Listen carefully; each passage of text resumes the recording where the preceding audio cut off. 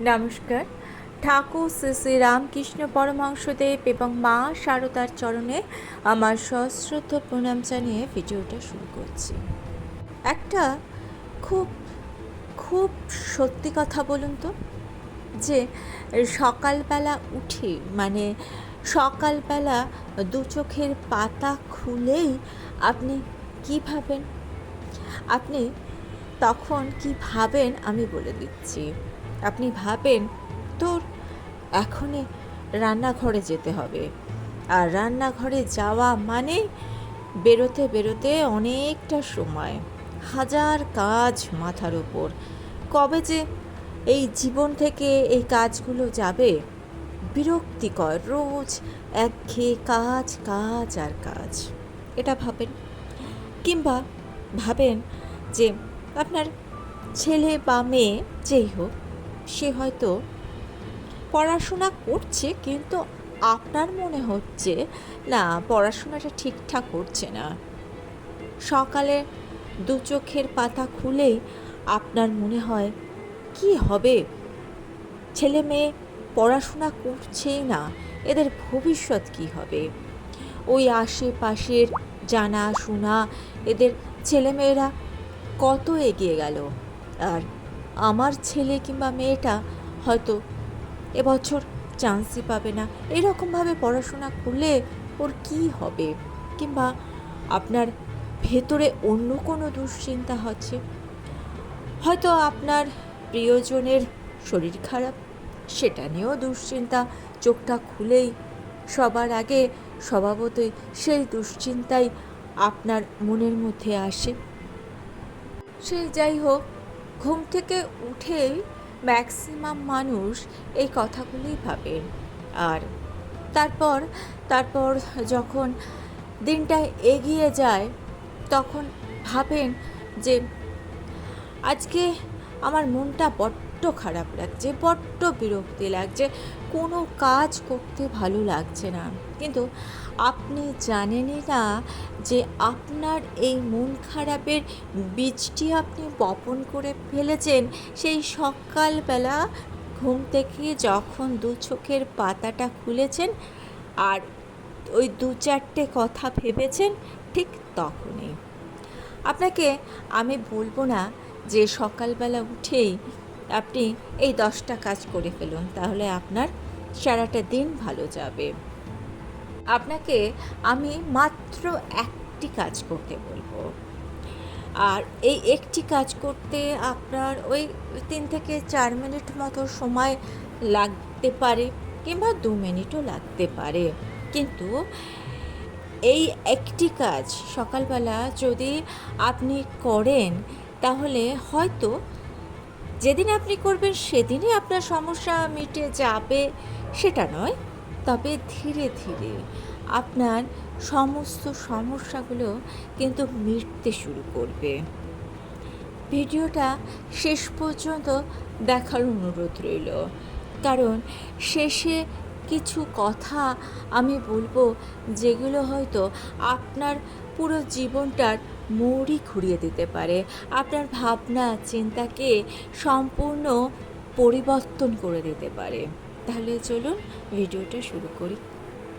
আমাদের প্রত্যেকটা মানুষের জীবনে একটা সমস্যা হচ্ছে যে নতুন সকাল যখন শুরু হয়, তখন আমাদের শরীর একটা নতুন সকাল নিয়ে জেগে ওঠে, একটা নতুন দিনের সূচনা হয়, কিন্তু আমাদের মন কিন্তু পড়ে থাকে সেই পুরানোতে। সেই কালকে কে আপনাকে অপমান করেছিল, কালকে কে দুটো কটু কথা বলেছিল, ভবিষ্যতে কি হবে, এই নিয়েই কিন্তু আমাদের দিনটা শুরু হয়। অর্থাৎ সেই পুরানো মনটাকে নিয়ে আমরা নতুন দিনটাকে শুরু করি।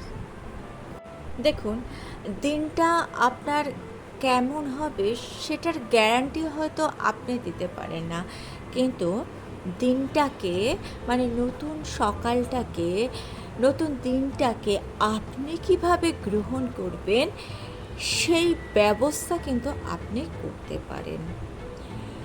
কারণ আমরা ওই নতুন সকালটাকে শুরু করছি পুরানো মন নিয়ে। পুরানো মনের যত গ্লানি নিয়ে। একটা কথা ভেবে দেখুন তো, নতুন সকালে আকাশটা নতুন, সূর্য নতুন রূপে তার আলো নিয়ে আমাদের সামনে উপস্থিত হয়, পাখিগুলো নতুন ডাকে আমাদেরকে ডাকে, প্রকৃতি নতুন সাজে প্রত্যেক দিন নতুন নতুনভাবে জেগে উঠছে। আর সেখানে আমরা কি করছি? আমরা এই নতুনত্বের মাঝখানে সেই পুরানো ভাবনাটাকে নিয়ে, পুরানো অভিমানটাকে নিয়ে, ও কেন কালকে আমাকে এই কথাটা বলল, সেই পুরানো ব্যাধিগুলোকে নিয়ে আমরা নতুন সকালটাকে বরণ করছি। আসলে বরণ আমরা করি না, নতুন সকালটাকে বাধ্য হয়ে গ্রহণ করছি। আর মনে মনে ভাবছি যে আমার জীবনে আর কিছুই ঘটবে না, আমার জীবনে আর নতুনত্বর কী আছে, এই রকমভাবে জীবনটাকে আমার বয়ে নিয়ে যেতে হবে। আর কবে যে এই জীবনের বোঝা আমার মাথা থেকে যাবে কে জানে। এইবার এইভাবে যখন দিনটা শুরু হলো, তার কিছুক্ষণ পরে মানে বেলা বাড়ার সঙ্গে সঙ্গে একটা ঘটনা ঘটলো, যে ঘটনাটার জন্য আপনি প্রস্তুত ছিলেন না। তখন আপনার মনে হলো সকাল থেকেই আজকে দিনটা গাইছিল, সকাল থেকেই মনটা বড় বিরক্ত লাগছিল, আমি জানতাম এটা হবে। তো এটা কি সত্যি দিনটা খারাপ ছিল বলে হয়েছে? আপনি বলুন তো।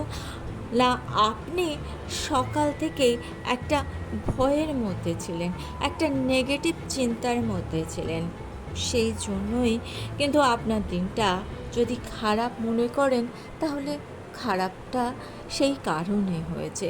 একটা কারণ সব সময় থাকে, কারণটাকে আপনাকে একটু প্র্যাকটিক্যালভাবে বুঝতে হবে। এখানে ছোট্ট একটা মনের ম্যাজিক আছে। হ্যাঁ, ম্যাজিকই। কারণ সকালবেলা যেটা আপনি আপনার মনের মধ্যে স্থান দেবেন, সারা দিন ধরে সেই চিন্তাটাই ঘুরে ঘুরে ঘুরে ঘুরে আপনার মনের কাছে আসবে। অর্থাৎ সকালবেলা যদি আপনি আপনার দুশ্চিন্তার দরজাটা খুলে দেন, তাহলে সারাটা দিন যত ভালো থাকাই আপনি চেষ্টা করুন, দেখবেন ওই ঘুরে ঘুরে ওই দুশ্চিন্তার কাছে আপনি ফিরে যাচ্ছেন। সকালবেলায় যদি অভিমানের দরজাটা খুলে দিই, তাহলে কোনো মানুষের বলা ছোট্ট একটা কথা আপনার হৃদয়ে গিয়ে চরম আঘাত আনবে। কিন্তু যদি সকালবেলা মনের মধ্যে ঈশ্বরের জন্য একটা প্রদীপ জ্বালিয়ে দিই, তাহলে কি আপনার মনে আঘাত লাগবে না? লাগবে, তখনও মনে আঘাত লাগবে, কিন্তু যেটা ঘটবে সেটা হচ্ছে তখন আপনার ঠিক মনে হবে আমি সকালবেলা তাকে স্মরণ করে দিনটা শুরু করেছি। আর এই যে তাকে স্মরণ করে আপনি দিনটা শুরু করেছেন, এই যে আপনার মনের মধ্যে এই যে কথাটা ঢুকে গিয়েছে, আর এইটা যদি আপনি আপনার অভ্যাসে পরিণত করেন, সেক্ষেত্রে আপনার মনের মধ্যে এমন একটা শক্তি তৈরি হবে যে আপনি যে কারণে আঘাত পেয়েছেন, সেই কারণে আঘাতটা আপনি ঠিক সহ্য করে নেবেন, সেই আঘাতে আপনি ভেঙে পড়বেন না। অর্থাৎ সোজা কথায় আঘাতটাকে আপনি ইগনোর করে বেরিয়ে আসতে পারবেন। এবার একটা প্রশ্ন সকলের মনেই আসবে যে সকালবেলা ঈশ্বরকে স্মরণ করা মানেই সকালবেলা উঠেই কাজকর্ম ছেড়ে দিয়ে ঈশ্বরের জন্য অনেকটা সময় ধরে পুজো অর্চনা করা। সকালবেলা তো আমার অত সময় নেই।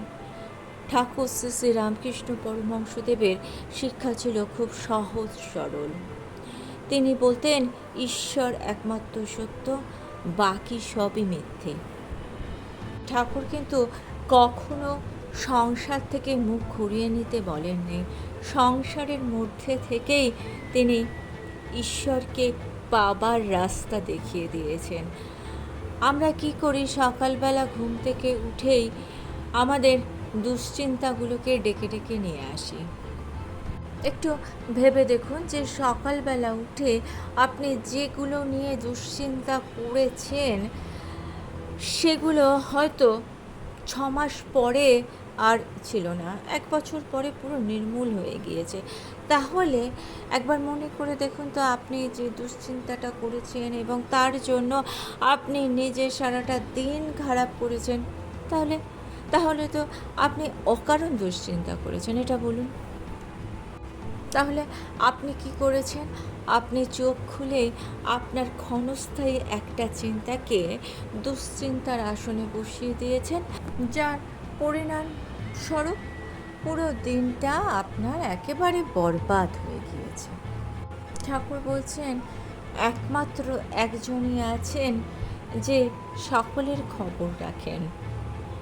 কে সুখে আছে, কে দুঃখে আছে, কে বিপদে আছে, তার খবর শুধু একজনই রাখেন, তিনি হচ্ছেন স্বয়ং ঈশ্বর।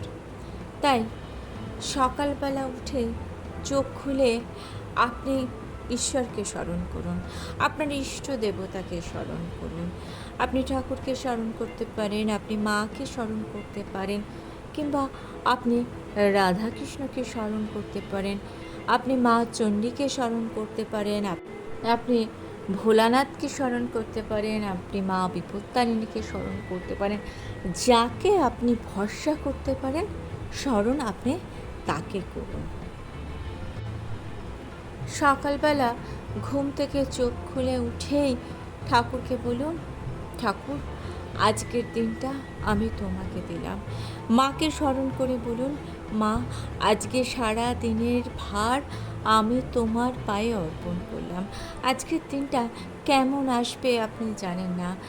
আজকে আপনার জীবনে ভালো হতে পারে, খারাপ হতে পারে, অপমান আসতে পারে, ব্যর্থতা আসতে পারে, অভিমান আসতে পারে, কিন্তু আপনি ঠাকুরকে বলুন যে ঠাকুর আজকে আমার জীবনে যা কিছু আসুক, আমি সে সব কিছুর ভার তোমার চরণে অর্পণ করলাম।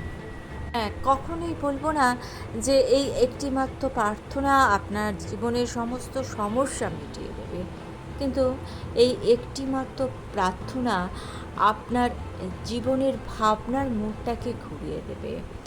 আপনার জীবনে আপনার মনের মধ্যে যে শক্তি, আপনার বুদ্ধি, সেই বুদ্ধির দরজা খুলে দেবে। দেখবেন যে কোনো বিপদে, যে কোনো সমস্যায় আমাদের বুদ্ধি কাজ করে না।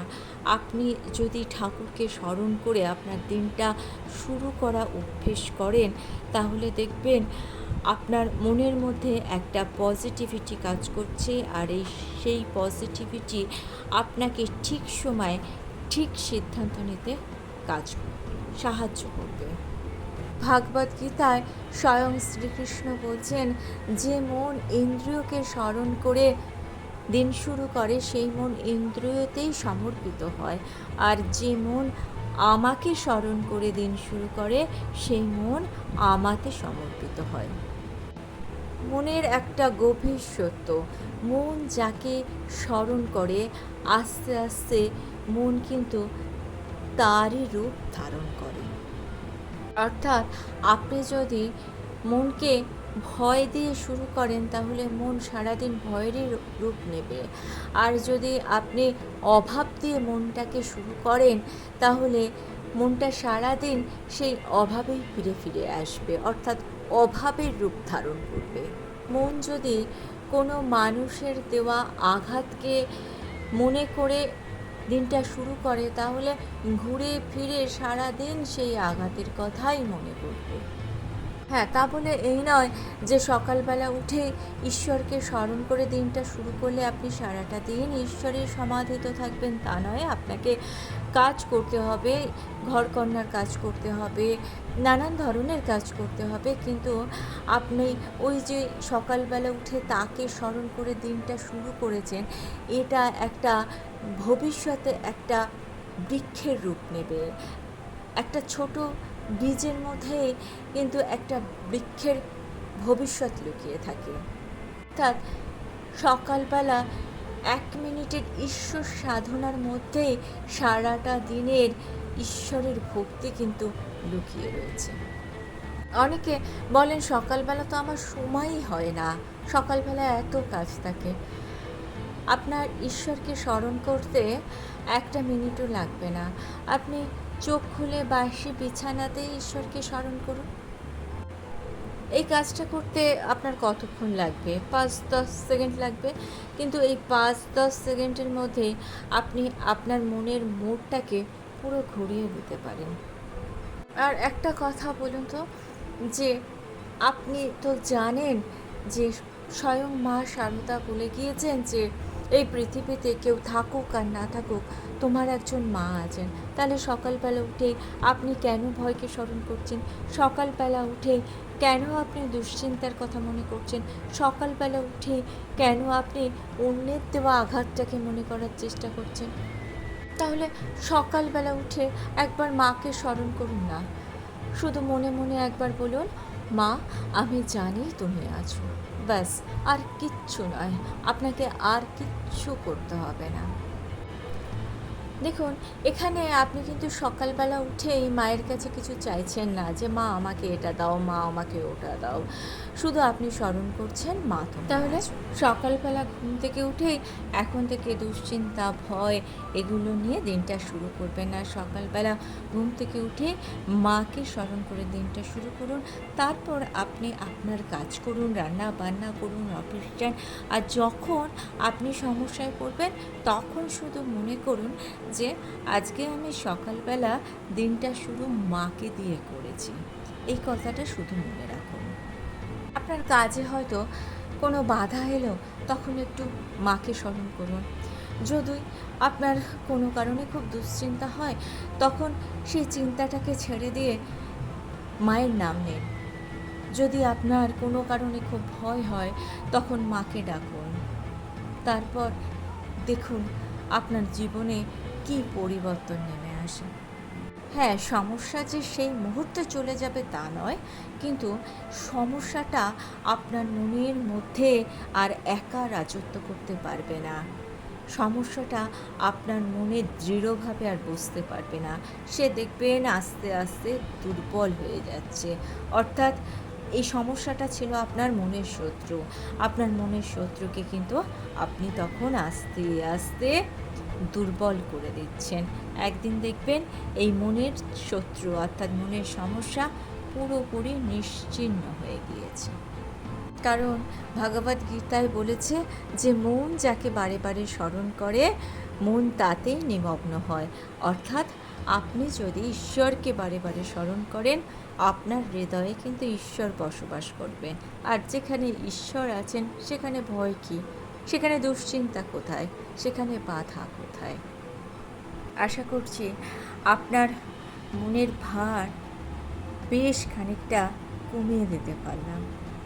যদি এই ভিডিওটাকে আপনার উপকৃত ভিডিও বলে মনে হয়, তাহলে আপনার আত্মীয় স্বজন পরিচিত ব্যক্তি বন্ধু বান্ধবের মধ্যে শেয়ার করে দেওয়ার অনুরোধ রইল।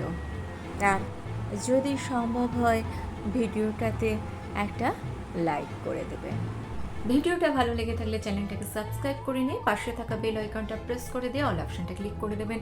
তাহলে যখনই নতুন কোনো ভিডিও আপলোড করব তার নোটিফিকেশন আপনাদের কাছে পৌঁছে যাবে। ঠাকুর ও মায়ের চরণের প্রণাম জানিয়ে আজকে এই পর্যন্তই। Thanks for watching.